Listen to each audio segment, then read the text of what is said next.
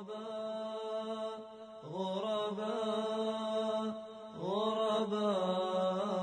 ce qu'ils ont fait les compagnons du messager de Dieu.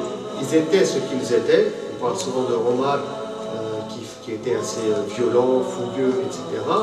Il a fait tout ce travail-là avec des indications données par Allah subhanahu wa ta'ala, et ils se sont tous finalement retrouvés dans les mêmes rails que le messager de Dieu. Je disais encore qu'une fois un bédouin est venu interrompre le prophète en plein sermon du vendredi, en plein khutbah.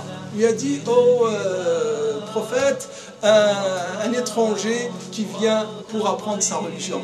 Il dit, il est descendu de son mihrab, il a pris une chaise, je pense, dit le bédouin, que les pieds de cette chaise étaient en métal, il s'est assis sur cette chaise, il lui a répondu à ses questions, puis il est remonté sur son minbar, et il a continué son serment de Jumu'ah, le prophète sallallahu alayhi wa sallam. Maintenant, on ne fait plus de différence entre l'origine sociale.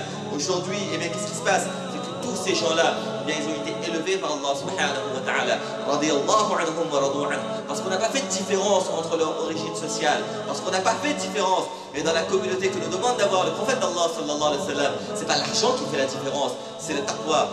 Allah subhanahu wa ta'ala dit dans le Coran Sharif: Inna akramakum inda Allahi atqakum. Inna akramakum inda Allahi atqakum. Les plus nobles d'entre vous pour Dieu sont les plus pieux parmi vous. Sois pieux, sois pieuse, et tu seras noble auprès d'Allah Ta'ala. Le problème, les difficultés. Et quand est-ce qu'ils se rendent compte qu'ils sont en train de prier? Quand ils disent salam alaikum.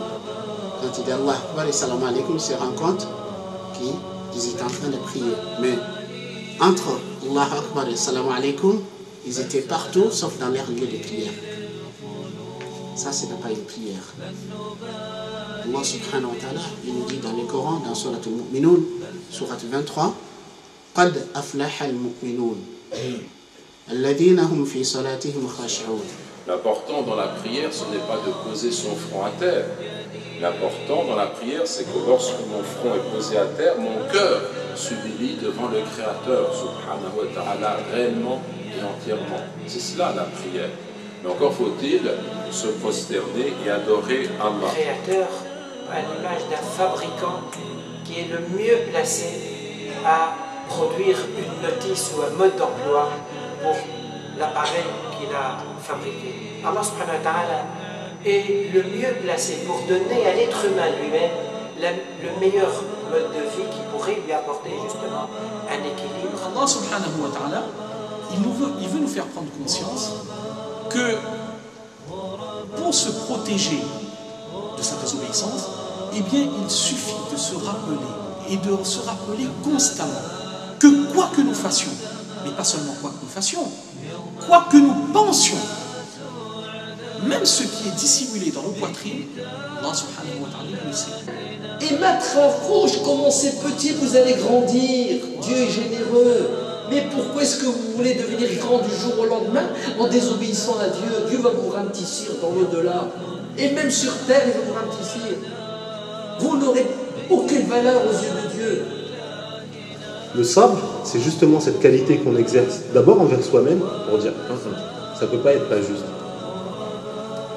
Même si c'est difficile là tout de suite, il y a une hikmah, il y a une sagesse derrière cette épreuve-là. Je vais la découvrir. Mais moi, en tout cas, à ce moment précis où l'épreuve me frappe, j'ai toute confiance en Allah subhanahu wa ta'ala. J'ai toute confiance en Allah subhanahu wa ta'ala. C'est un des fondements de ma foi, d'avoir confiance en Allah subhanahu wa ta'ala et d'être certain